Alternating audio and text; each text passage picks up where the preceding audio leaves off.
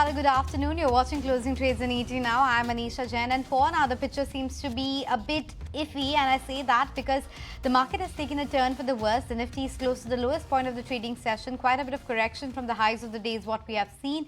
Just managing to hold on to that 24,600 mark thereabouts, but definitely considerably off the highest point of the trading session. It's Sensex as well, which is in the red. The small cap index has also turned into the red. It's only the mid cap index which is holding its head above the water, marginally so. But other than that, Bank Nifty, which was outperforming earlier in the day, has also given up gains. So the Bank Nifty is now sitting with a cut of around 50 points.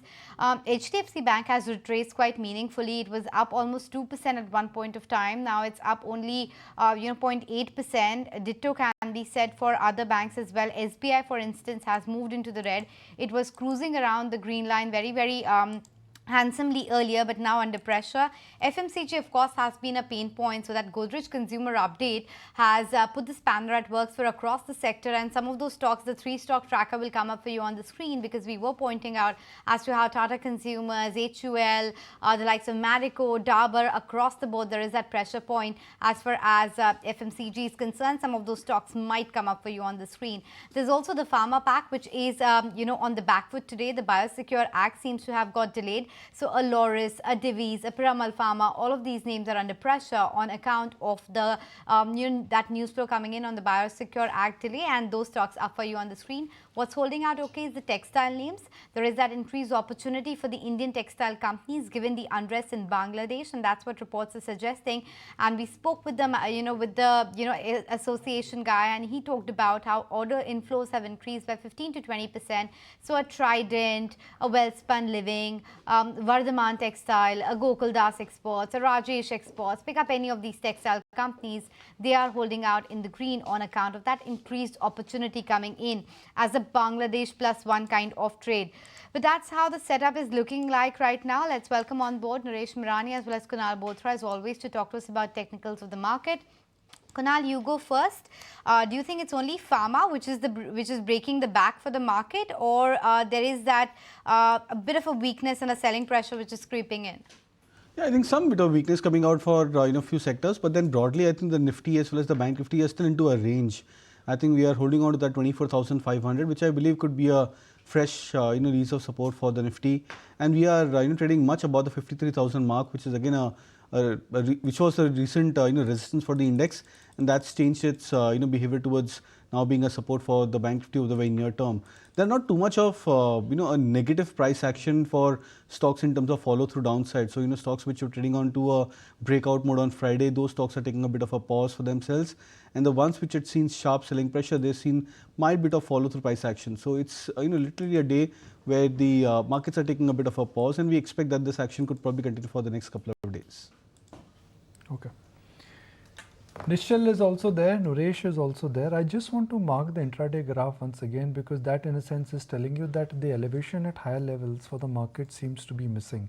You don't have too many grand movers, you don't have too many grand losers. So then you're working with a market which is not struggling for rhythm, but I would say it's taking it slightly easy today. What is popping out on my screen once again is Trident, once again is ITI, and once again it is Proteon is looking strong, and you got MTNL which is moving up 10%, ITI is moving up 10%, and when I see the tail is wagging the dog, MTNL, ITI, then you say that is market really running out of ideas? I mean, why are these stocks going higher?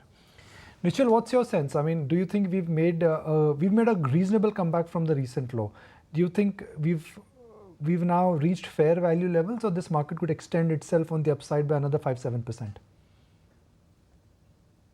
Afternoon, Nikunj. I think we've historically seen, yes, the pendulum moves both the ways basically. So you may see another 2-3-4% more. But having said that, I think this is a good time to look at some of the emerging themes in the market, and those could be bought even at these current prices, because as the government orders have started flowing, I think that is the bigger theme basically, the government investment. That is a bigger theme basically, which will play out over the next 1.5 year, 2 years. You know, I'm struggling to find anything which could be called as an absolute big stock today. HDFC Bank, by the way, that slow crawl on the upside continues, and now I found one, that is CEAT. Kunal, CEAT. Yeah, Nikunj, I think there was some news flow attached towards the stock. It opened with a gap up. That gap was around, or the base of the gap was around 3230, 3240 mark for CEAT, and the stock has moved up higher by a margin of 10% further after that gap up of a couple of percentage points.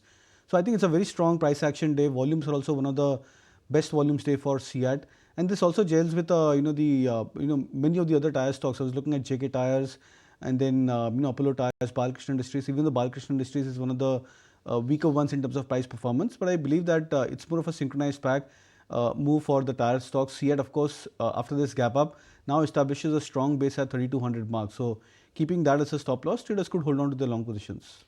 Okay, since we're talking about CEAT, here are what the management had to tell us earlier, because we did quiz the management on that acquisition, whether it's going to be EPS accretive, what it brings to the board. Here are what the management told us. Okay, we'll try and pull up that soundbite shortly, but the stock is doing quite well. The street is believing that that will have a positive impact on the EPS as well. There have been certain target price upgrades that have been made by the brokerages as well. And the management believes that the OHT segment is definitely poised for growth. Hear it out. It will be definitely EPS accretive over a period of time. Initially, first of all, it will take about 6 months to complete the deal. So we will get possession of the property, so to say, by May, June of FY26. And thereafter, we'll start consolidating this result. So initial period, there is a offtake and a supply agreement with Michelin, so that business continuity is mentioned. I think that's a very good arrangement. And when gradually we start getting control of the entire operation, it will be EBITDA accretive first and then EPS accretive. We have taken price hikes in truck bus radial segment, in passenger car segments, and in OEM it is indexed. So in OEMs, we have got about 4% price hike roughly on an average across categories. So we would be looking up at opportunities also to take up prices in our international business. Nishal, as we wrap 2024 and roll over to 2025, what is that big theme which you think could be the dominant theme for next year? Nikunj, I was mentioning basically that government capex. We have seen across sectors now, government has started, it's opened up its purses basically. And I think after the 6 months where there was an election happening in the country, I think after that you are seeing huge orders coming, both on the railway side as well as on the power side. We are yet to see some orders on the road side, but I think these two sectors seem to be really big. And I think a couple of days, I think last Friday we had, last whole week, there was a 10,000 crore order which came out for Kavach and distributed to 4 or 5 players. And that's a very big opportunity, almost around 50,000 crore opportunity kind of a thing in the next 5 years. So I think railway is one very big space basically which is opening up. Similarly, we have seen in case of power, recently there has been HVDC lines which got allotted to couple of players, large amount of capex. So I think these two sectors at least seem to be, and the whole government capex seems to be a very big theme playing out for the next 1.5 years. Hope is that the capex theme actually, kind of trickles down to the mass economy, because right now consumption has stagnated. That's the word coming in from Marico's, Harsh Mariwala as well. When I spoke with him as to what's happening in the economy, he talked about how macros continue to be a big challenge, and that is what is putting pressure. In fact, let's play out that soundbite, because today FMCG is the one which is on the back foot, whether it is Marico itself, GCPL, HUL or the others. Hear out what he had to say and what he had to attribute this weakness to. The consumption has actually stagnated, that's for sure. Okay. It's not increased. It may have increased at a very high. So there's a K-shaped kind of impact of the economy on the rich and the poor. The rich have become far more richer, and the poor have got impacted, and partly because of unemployment, partly because of inflation. So actually the consumption figures show that it is stagnated, the consumption. And a lot of it has to do with macros in terms of the economy not providing enough income, growth in income, impact, which again impacts consumption. But clearly there is an opportunity to to improve that. And I think a lot will depend on how the economy does in future, in terms of employment, in terms of inflation, in terms of agriculture productivity. And if all that works out well, we should start seeing a positive cycle also. Yeah, let's see whether we are able to see that improvement or not. But for now, the stocks are taking quite a bit of tumble across the board. What's holding out okay is some of the cement names. That's doing better. Perhaps what Nishal was pointing out, that capex is likely to be increased in the second half of the year. So that's something which is doing well. And then the textile names are actually holding out. Naresh, what's your sense on some of these textile companies if you track that? A Trident, for instance, a Welspun India, for instance. Even Alok Industries, Vardhaman Textiles, Rajesh Exports of the world? So majority of these names have given breakout, some have bottomed out, and this is a sector which went through a correction also. So the best name in terms of relative strength is Nitin Spinners. The stock did not see a large correction like the other names. The stock has hit into a new all-time high. Looks promising. The next one would be Gokuldas Exports. This is one more stock after topping out at 1,000 odd levels almost a year back. Went through a consolidation, 750, 800, 1,000 multiple times. And being on the garmenting side has the best beneficiary. So that is second. Third could be SP Apparels, which is yet to break out, which is closer to break out above that, again, 1,000 mark. So structurally, a lot of garment names have not really corrected. So KPR Mills has not really corrected, but has been a slow mover.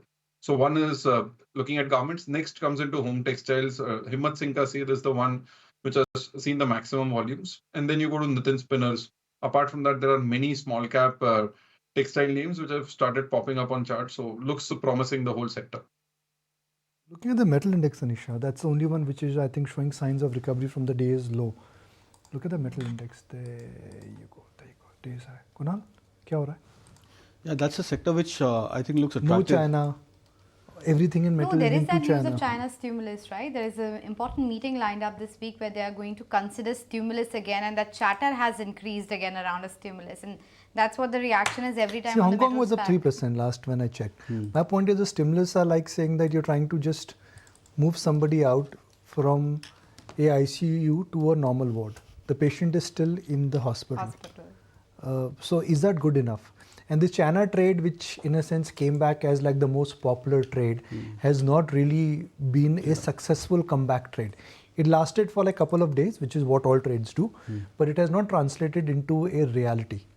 And if the China association with metal is strong, I'm surprised that the metal index in a sense has been relatively doing better. It's not here. Relatively the index has done better.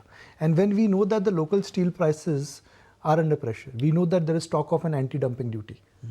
So metals are doing well irrespective of what the reality on the ground is in terms of where the steel prices are headed. We are talking about anti-dumping duty because you want to safeguard the domestic producers. Yeah, metals. Then I'll go to Nishal to take his view. Yeah, so my sense, Nikunj, on the metal stocks is that this move in the last 3-4 days is now getting into a synchronized price action. So what is happening earlier was, I think, just Hindalco and JSW Steel were the only two names which are showing signs of strength. Most of the other stocks, the likes of Tata Steel, SAIL, etc., even Vedanta to a larger extent, these stocks were struggling below their long-term moving averages for quite some time. Now, in this last 1 week, we've seen many of the stocks breaking out of their long-term moving averages. JSW Steel is one of the top performers in terms of prices. Then you have Jindal Steel, Hindalco, they've done reasonably well. Even SAIL as well as Tata Steel, they've recovered somewhere around 8% to 10% from their recent swing lows. So it's the entire pack which is trying to make a comeback. Volumes, is what we're observing, into these stocks. So that generally indicates that this could be a strong or initial part of a trending move for many of these names. Here we find out, that which are the stocks which come very close towards the breakout of the life highs or the all-time high levels. They are the ones which generally become, leaders in the hopefully in a coming rally for these metal names. We can take this one out because the decision by MapmyIndia to reevaluate their 10% stake to be co-founded by Rohan Verma, I think the management, both the chairman and his son Rohan Verma, they both have clarified that they've reversed the decision. But I'm surprised why the stock is reacting today.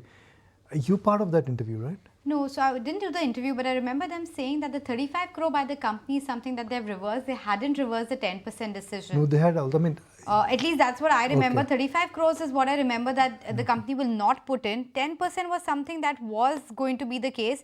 I'm just going through the latest release which is out at the exchanges. The board and the management believe that the focus of the company should remain on the B2B and B2B2C sectors, which constitute over 99% of the revenues and continue to represent a significant growth opportunity for the foreseeable future. MapmyIndia is a market leader in these segments with strong track record, etc. Has reversed its decision to make any equity or debt investment in the proposed new company.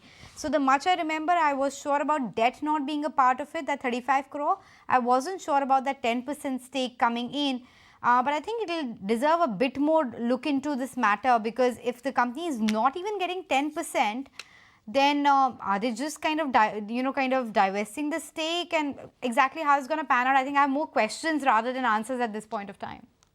We'll try and get the management perhaps to get us those answers, because they will be best placed to help us understand what exactly is the way forward. The stock has shot up quite materially because those corporate governance issues was something that the street did not like at all. They thought this is one of those growth areas, and the fact that Rohan is not going to be associated with the parent company, is going to do something on the sides where it's taking some of the money from the company. All of these were the red flags. They were going to use the same brand name. There was no royalty payment which was going to be made to the parent company. All of those issues is something that we had asked the management earlier as well, and there was some clarity that had emerged, but not fully. Today they've informed the exchanges that they've reversed the decision, but what decision has been exactly reversed? Are they not completely divesting that stake, or they are not farming that arm or something like that? We'll have to get more clarity. I'm not very sure of that matter. We'll try and get the managements on board very shortly, but for now we'll slip into a very short break and try and understand the news flow in the meantime. In conversation with our technical experts and Nishal Maheshwari. Nishal, you mentioned government capex could be a big theme, but isn't that something which markets have already factored in? Most of the government-dominated stocks, whether it is MNC capital goods stocks or even domestic companies, they are trading at P multiples, which in a sense are already pricing in a 15-20% growth. Yes, I think to an extent it is. But then if you really look at it, the newer sectors which are emerging, basically something like what I was talking earlier, the Kavach order of 10,000 crore, which has come out last week. I'm saying, yes, it has been anticipated for a long time, but it's happening now. And similarly now, some of the materials which are used. So cement is one particular sector, basically. I believe at least for the next 2 quarters is going to be very good numbers for cement, because the first 6 months there was hardly any orders from the government side, and that's why cement was not doing well. So I believe volumes are going to pick up. Earlier you were talking about metals. I believe metals is also showing you some amount of strength. One, for the reason that government orders and capex happening, is secondly possibly anti-dumping duty. So that way, I think still some there are a lot of things one can play on this government capex theme. What's a good time to start buying consumption, Nishal? Because you cannot have economy where consumption just falls flat. There would be some time when the consumption will come back. The idea as investors is to reach before the market actually sees that real turn. I think consumption is disappointed for a long time now, Nikunj. I think one should wait and see a very clear U-turn before going in and actually buying it. But what I see here is basically, yes, I think a government spending should actually spur the consumption side also. You have now got good rainfall. I think the winter crop is also going to be good, given that there is enough water in the ground. So I think the March quarter should be one, basically one should start tracking and looking at consumption, but don't jump the gun.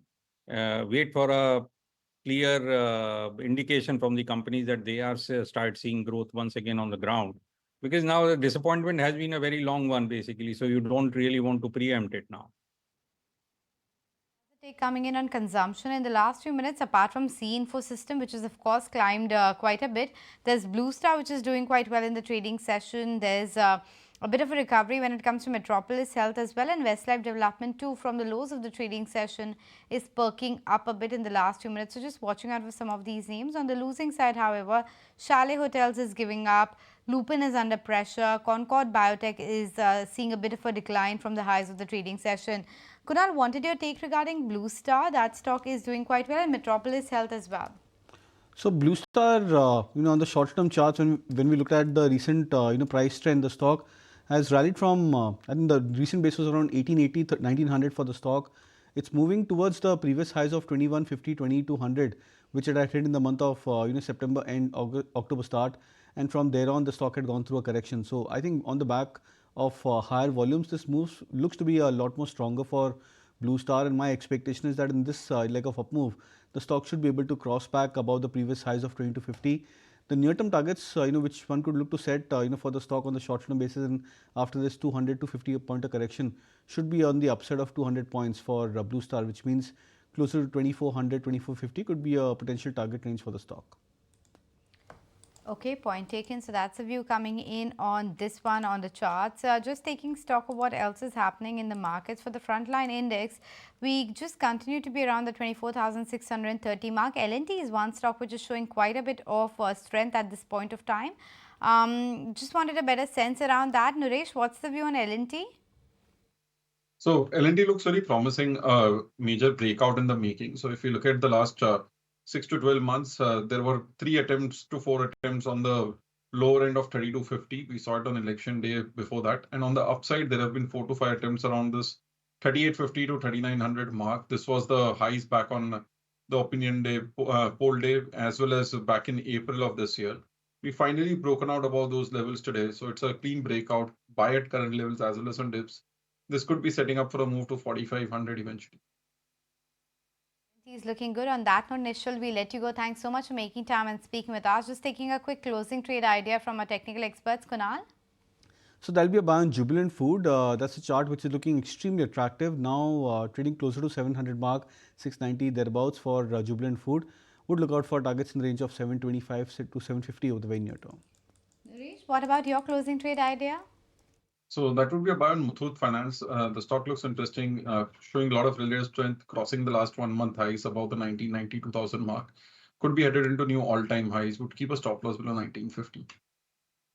In time now to slip into a very short break. Don't go anywhere. Last 30 minutes of the trading session when we come back.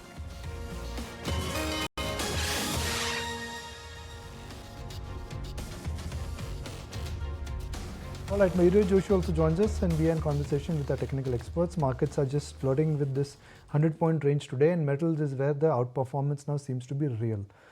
Mayuresh, what is your sense? The last hurrah in the market is still left before the year ends? Afternoon, Nikunj. No, that can be a high possibility, and you can never rule it out because there is every scope before the third quarter earnings start coming in, before Trump assumes his presidency, that there might be a last spurt as far as the markets are concerned. But beyond December, I think it will all boil down to how earnings will play out. And earnings still expected to remain soft in the Indian context. And let's add geopolitics and what Trump probably does in the initial days of the presidency as well. Let's also not forget, Nikunj, that we'll also be heading into the budget season as we head into next year as well. And therefore, expectations from budget will start running high for the markets itself. So again, expecting a range-bound trade as far as the markets are concerned. Range-bound trade at the index level, but what within that construct do you think might outperform for the next couple of months? Any sectors that you can call out which might just do better than the rest of the pack? Afternoon, Anisha. So again, I think IT has done a stellar show, but in our opinion, I think the valuations and the base structures are a tad bit on the higher side. So I think any earnings disappointment for the sector as a whole might actually lead out to significant amount of profit booking. But nevertheless, I think going by commentaries on what Q2 has been, at least a large part of the mid-cap IT companies sound very optimistic in terms of revenue growth, margin performance. The second element in terms of the capex spend expected from the government in the second half is expected to be significant enough. And therefore, I think select sectors within infra and manufacturing, specifically, I think EPC players, waste and water management companies, should probably see a significant and incremental benefit coming in terms of significant order flows with better margins. Again, cement as a subsector should continue doing well in terms of growth, and the sector can continue to consolidation that is happening for the industry as a whole. The input costs which are moderating at this juncture leading to better EBITDA and better EBITDA per ton. Last but not the least, certain names as we're looking out for within the pharma name or the pharma space itself should continue doing well as a hedge in terms of so I think a tad bit of flavor in terms of how earnings are played out on a few of these sectors should also act in favor of agrochemicals. Numbers have been very good in Q2 with good reservoir levels, expectations of a better Rabi harvest this time round. I think a lot of the domestic agrochemical players should continue posting reasonable set of numbers as we head into Q3 and Q4. Is cement finally out of its hibernation? Because this is one sector which frankly has done little in last couple of years. And Mayuresh Joshi, little bit of shakeout at your house, please fix the light. Brightness, darkness, screen is shaking. Okay, Nuresh will come to you. Then Mayuresh hopefully will have a better light. So in terms of cements, we've started seeing say the largest one, Ultratech, knocking at that 12,000 mark.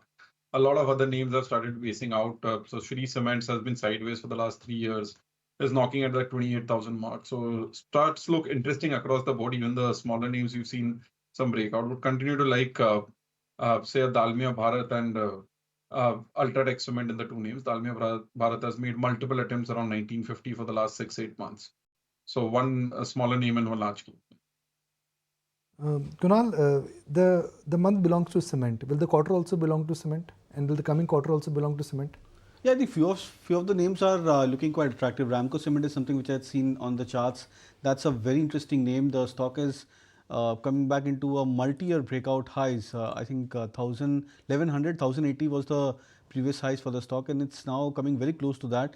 The recovery has been quite strong. The volumes have been one of the stronger volumes the stock has seen over the last many years when it's gone to a price consolidation. Ultratech Cement, of course, is one of the strongest name from the pack. Then even Shree Cement has been recovering quite well. The stock has come back from its sub 200 moving average range to now above the 200 DMA at 26,000, 27,000 plus levels where it's trading right now. So the pack is looking attractive. There are many stocks which have moved up towards closer to the life high levels. And I think that generally is a very strong indication that the sector is getting to a revival. And we've hardly seen cement stocks getting to a synchronized price action move, and that too on the back of higher volumes. Most of the times we've seen cement stocks getting associated into a more of a price range, a very dull kind of a price action range. But this time around the volumes and the activity is quite strong, so expecting that this trend should continue. Okay, expecting the cement pack to continue the outperformance. That's the word coming in. During the day, there was that additional news flow regarding the EMS companies getting a bit of a boost, especially when it comes to the laptop imports, etc. We'll try and get Sumita shortly to talk to us a bit more about that. But in the meantime, Mayuresh, if I can take your view on the electronics manufacturing companies, quite a few of them had run up quite ahead of fundamentals. Yes, the visibility is strong in terms of growth, but don't you think it's priced in? Absolutely. I think valuations are rich. No two ways about it, Anisha. I think take any company for that matter, Keynes, Avalon, Sigma HGS, even Dixon to a certain extent. So to a large extent, I think the expectations in terms of the PLI scheme working in their favor, more orders expected to come their way. They are tweaking a large part of their portfolio towards the ODM part. Now, obviously, we all are aware that the ODM part carries better margins, considering the outsourcing that these folks do. And therefore, I think as a percentage of ODM, as that increases, that will have a significant accretion in terms of reported EBITDA over the next few years. Secondly, I think in terms of their backward integration and rationalization of supply chains, obviously that benefits to a large extent both their gross margins as well as EBITDA margins going forward. And obviously, I think the China plus one that we are speaking about, I think a lot of managements in the results that have just gone by, and even in the previous quarters, have hinted that this is a possibility that will come through. Last but not the least, let's not forget that semiconductor as a space and that the government push through is also happening. So beyond the PCBs, the printed circuit boards that these folks do, I think a lot more specialized work can probably happen as far as semiconductor chips are also concerned. Obviously, I think the entire market size is actually expected to triple from almost 20 odd billion to 60 to 80 billion dollars over the next 5 to 6 years. So there is sufficient amount of growth headroom available. But at the current juncture, looking forward in the next 2 years, looking at the best earnings case scenario, I think they are priced to perfection. So anybody holding it can hold on. Fresh investors will need to wait for anything else. So then cancel it, please. Naresh, and Naresh, let's look at another sector which in a sense has not participated. Could it make a comeback? And that is insurance, Naresh. So that's a tough one to make a comeback purely for the fact that the correction has been really sharp in some of the names. So when you see such a large correction, say a 1900 rupee SBI Life, which was holding strong for the last many months, has corrected back and gone back to the gone below the previous breakout point also. That would imply we could go sideways. Same as the case with the HDFC Life. The stock corrected from the same highs of 2021 and down. So in this case, we would get a much more longer period of sideways consolidation. The only name which still looks okay is Life Insurance Corporation of India, because that's already been in the sideways zone for a long time. So LIC of India would be okay, but the rest of the private names could be in a consolidation mode and keep facing selling pressure on every rise from it. The point that Mayuresh was making regarding some of these, export-oriented names, whether it's manufacturing of electrics or otherwise, that's a question we did pose to Harsha Padhya as well of Kotak AMC as to within IT, pharma and textile, all three have different tailwinds and headwinds to really talk about. What is he preferring within these three? Hear out his take. On the pharma side, yes, I agree that the latest development where there has been a pushback in terms of the timelines for Biosecure Act is a very short-term negative. However, from a medium-term perspective, we still believe that that opportunity is very large and can drive earnings for many Indian pharma companies. It's too early to say that a similar large opportunity could be in front of textiles at this point of time. Yes, the disruption that we are seeing in Bangladesh is probably an opportunity, but we need to see how that situation evolves over a period of time and how much of that will benefit Indian textile companies. So at this point of time, I wouldn't really jump into textile sectors because of the unrest in Bangladesh. That's a take coming in from Harsha Padhya. Take a look at CE Infosystem. It's now inched up a gain of around 17%. So quite a bit of rally on that stock. Mayuresh, do you track this one, closely, that entire flip-flop and the corporate governance red flags that was raised, now the company reversing part of its decision? No, Anisha, unfortunately, we don't. I mean, at least I don't track. Sorry. At all. Yes, a stock maybe which has not been well tracked but has been fairly active of late, so just watching out for that big up move on that one. Kunal, would you want to hazard a take on the charts of this one? MapmyIndia? Yeah.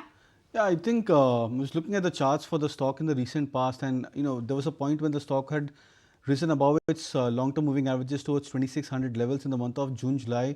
From there started the phase of correction. The stock corrected 1000 points towards 1600 mark, and it's now trying to come back to that midpoint of this 1000 point range, say closer to 2000, 2100. So my sense is that after this price action move, which is seeing today, the stock should be able to come back towards 2000 to 2100. That's the midpoint level, and that's where I would probably believe that the stock should consolidate. So I would expect that the stock should have a follow through up move by at least another 100 to 150 points further. The other talking point in the market, Mayuresh, is what's happening to the auto sector, right? I mean, we've all seen those headlines come in the week gone by that the companies are looking at taking price hikes of anywhere between 1 to 5%. But we just spoke with FADA this morning and they are still maintaining that there is a situation of supply glut when it comes to the inventory, and we'll try and play that soundbite very shortly. And they are requesting the auto OEMs to perhaps not take those price hikes. Let's quickly listen into a slice of that conversation. Mayuresh will discuss the auto sector in detail. The passenger vehicle segment seems to be the segment which is right now suffering with a glut in terms of excess inventories. We are at about 65 days. This has come down by 10 days compared to the previous month, but this has to really come down. We are having an optimized inventory level and image in mind at about 21 days. That would be an optimum inventory levels. So right now the stocks are high. Because the stocks are high, there are also great offers available. So there is a good chance for us to liquidate this stock because customers have never seen before discounts and offers on passenger vehicles. I completely understand what OEMs do because for them also the price hikes are inevitable because of the cost of various inputs, inputs going up, like it could be labor, it could be material, all these things keep going up. So it is absolutely important that they raise prices. But given the current situation, they might have to probably optimize this or probably delay it a little bit, because there are already high inventories, there are high discounts going on. So it is counterintuitive to go and increase prices again. But price increase is a reality which all of us understand in the industry.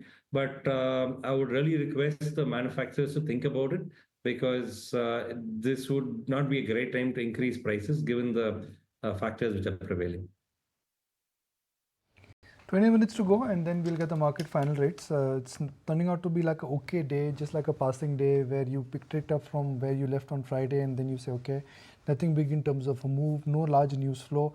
But Reliance has reversed. Naresh, several times in last 10 days, Reliance has done the job of taking the markets higher. Today it is back to what it has done. It is dragging the markets lower. So Reliance, if we look at the overall picture for the last 4-5 months, this has been the biggest drag on the Nifty. From a high of 1600, even now it's at 1290. So out here, it's been the biggest underperformer. On the recovery, 1300, 1350 has been a resistance. 1350 was the previous support which broke.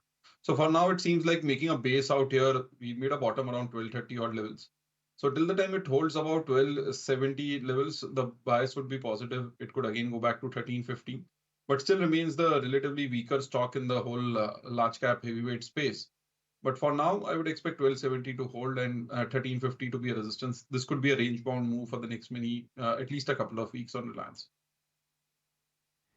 Mayurish, any special reason why Reliance is underperforming? I mean, first everyone attributed to ETF selling, money is moving out of India, so Reliance had to suffer.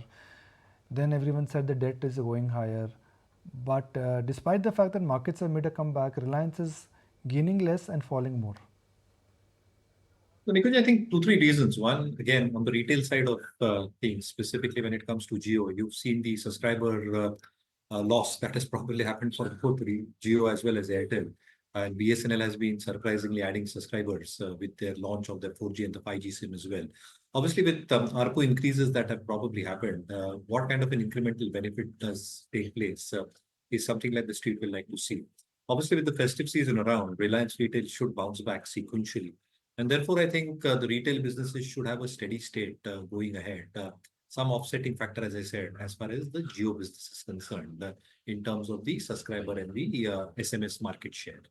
As far as the upstream stroke petchem business is concerned, obviously it is still patchy in terms of demand-supply dynamics, and specifically the petchem business, where downstream product pricing as well as the spreads across various products are still on the lower side, which probably means that petchem might actually be a drag as far as the recovery is concerned.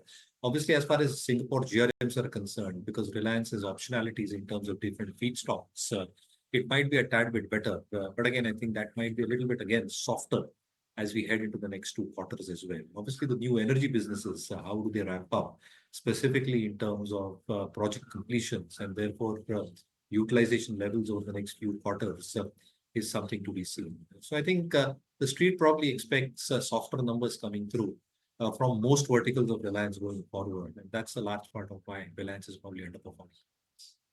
That explains partly why the underperformance is there in Reliance. But you know, there is a very interesting note today from Kotak Institutional Equities, which is talking about the impact quick commerce is having on DMart, because they for now haven't got into the quick commerce rate. But in terms of prices, they're still very, still ahead as far as, the prices are concerned versus the quick commerce company. Let me take it across to my colleague Snehi to get better understanding as to what exactly is the thesis of the report, because they continue to maintain the sell stance on the stock. But the pricing differential is something that they're talking about. Snehi? Well, absolutely. So this is a report coming in from Kotak Institutional Equities on the comparison between DMart and quick commerce. They've retained their sell rating on DMart. They've also cut the target price on DMart to 3,450 rupees compared to the earlier 3,650 rupees. However, they've retained the same store sales growth estimate for DMart at 8%, but they're also noting some downward risk on this front as well. They see more impact from quick commerce on DMart in the very near term. They believe that quick commerce companies have become more aggressive when it comes comes to their pricing strategies, and on the back of that, because they are offering more discounts, the gap of pricing between quick commerce companies and DMart has been decreasing very consistently. And this is also on the back of the fact that DMart does not provide home deliveries. Quick commerce is now coming down in terms of prices, and they also provide instant home deliveries, which is something that makes quick commerce more attractive compared to DMart at present. They've also trimmed their FY25-27 EPS by 1 to 2% on the back of this, and they believe that disruptive quick commerce pricing may also negatively impact DMart's volumes going ahead. They say that DMart's dominance when it comes to a low-cost, value-based seller is now being challenged by the quick commerce space. Also, what they're not liking is DMart's most profitable stores are also in areas that are thickly dominated by quick commerce as well. The current run rate of store additions indicates that the new store additions may lag versus expectations earlier, and on the back of that, they've trimmed their store addition target also for FY25, 26 and 27 to 50, 60 and 70 respectively, compared to 55, 65 and 75 earlier. They also believe that a couple of quarters ago, quick commerce was not such a big threat to DMart, but now that is changing, and aggressive pricing by quick commerce platforms could drive some of the value-focused customers away from DMart to quick commerce companies. Very quickly, if you compare Zepto's Super Saver compared to DMart stores as well as DMart Ready, the price difference now has come down to almost a minimal, because for grocery staples now that's only at 5.2%, packaged food and dairy at 7.1%, home and personal care at 11.7%. You have other household products at 14%. On an overall basis, it's just a 9.3% difference between what Zepto offers and what DMart offers. So that gap is consistently coming down, and that is something that they're not liking for DMart. So Naresh, what is the verdict here? DMart, VMart, Zomato or Swiggy? Which is best one to buy? I would go with, say, something like a Swiggy. Avenue would be an avoidable stock, seeing my own preferences, how we've shifted. So in that case, Swiggy is something where there is a lot of, say, volumes post-IPO would keep a stop loss below the recent lows of the last 2 weeks. Point taken. In fact, let's take some of the BTSC trades now. Kunal, what's the buy today, sell tomorrow idea? So I'll go with a couple of buy calls. Cummins India is the first one which I'll suggest as a buy. A very classic risk reward. The stock has come back towards a key support point of 3,500. So keeping 3,460 as a stop loss, would look out for targets in the range of 3,600.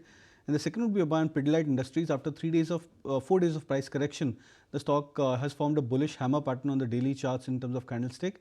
So would look out for targets in the range of 3,220. Stop loss at 3,120. Okay, point taken. Duresh, what's your top recommendation when it comes to a BDSC trade? So first would be a buy on Muthoot Finance, showing a lot of relative strength on verge of a breakout to new all-time high. Stop loss at 1975, target price of 2040. Second is a buy on Voltas, which has given a range breakout today. Stop loss at 1740, target price of 1785. Top BTSC trades coming in. But Naresh, before we let you go, if we had to ask you top recommendations from you right now, which sector, theme or stock that comes to mind? I'm looking at the textile space as such, personally biased. I have a larger allocation here. So there are a lot many choices, but textiles as a sector looks interesting. Naresh, the question to you now, the similar question, the top recommendations, sectors, themes or stocks? So BFSI, clearly, Anisha, I think we've seen the policy go by. And now I think how the numbers have played out should positively reflect in terms of the ensuing quarters as well. Last month, I think for the first time, deposit growth exceeded credit growth. And therefore, I think Federal Bank remains on our watch list within the mid-cap private names.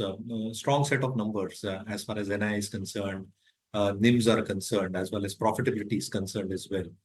Fee income was also very, very steady. The kind of remittances growth that they have been exhibiting should continue growing in the next few quarters as well. And therefore, I think both from a valuation perspective, both from an ETSRS rating perspective, and a valuation perspective as well, Federal Bank probably looks well placed. Similarly, in the PSU space, Bank of Baroda, strong set of numbers. Management sounds very, very confident in terms of maintaining their NIMs.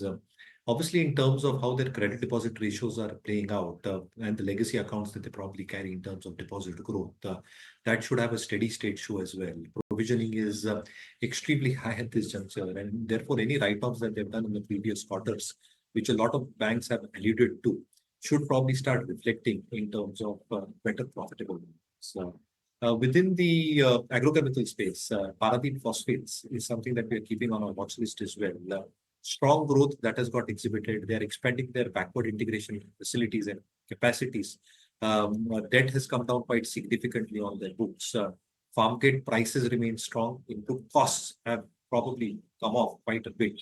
And therefore, with the expectations of a better rabi season around, Q3, Q4 should also be relatively better. And therefore, the next few quarters, including the next Kharif season, should actually play out well as far as these dynamics are concerned.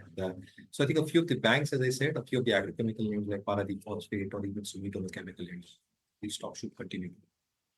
Point taken. So that's the view coming in. Just before we wrap up the day and I hand it over to Snehi, let me just ask you, Kunal, a quick question on the IT sector, because it does seem like HSBC has come out with a fresh note and they have upgraded the likes of Infosys and LTIMindtree, but downgraded Coforge, TCS, etc. Any view that you have within IT, the top bet and the worst bet?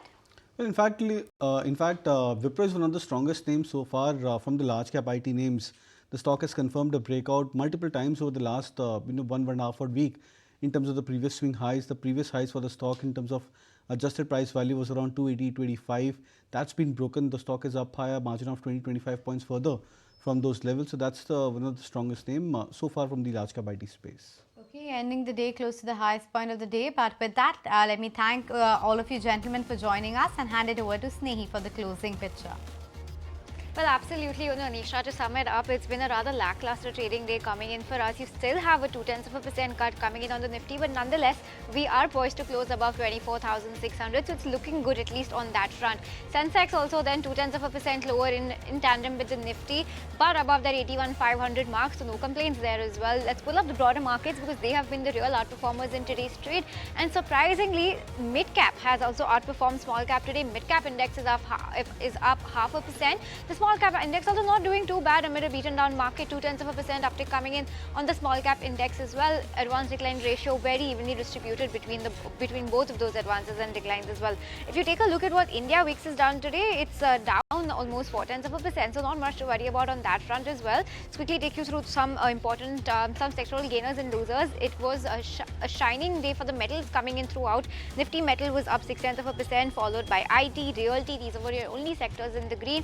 What did not do well today, however, was Nifty FMCG on the back of that poor quarter 2 update coming in, a quarter 3 update coming in from GCPL, Nifty Media, Auto, PSU Banks, Pharma, Energy. All of them are your big losers of the day. A couple of stocks to highlight. Pharma on the back of that Biosecure Act not being included in the US defense bill. So the likes of DV, Syngene, Loris Labs, Newland Labs, Piramal Pharma, all of them were tanking away in trade. You also had Loris Labs and Suven Pharma on in focus on the back of their individual news flows. Loris Labs on the back of the investment in its subsidiary, and Suven on the acquisition of 56% stake in NJ Bio. Also CEAT then on the back of that Michelin acquisition coming in. CEAT was a stock that did very well today. CEAT Tires, a very good rally coming in, 7.5% gain on that stock just on an intraday basis. You also had Star Health that was in focus because the IRDI has issued some show cause notice for violating norms. NHPC was in focus on the back of a CLSA node, a bullish one coming with a target price of 120. Rights on the back of an auto win, and Biocon on the back of that EIR status that they've got from the US FDA. So lots to watch out for in today's trade. Some very big winners, some very big losers, but it's been a rather mixed day of trade for us. But nonetheless, we're above 24,600. That's how we're wrapping up for the day.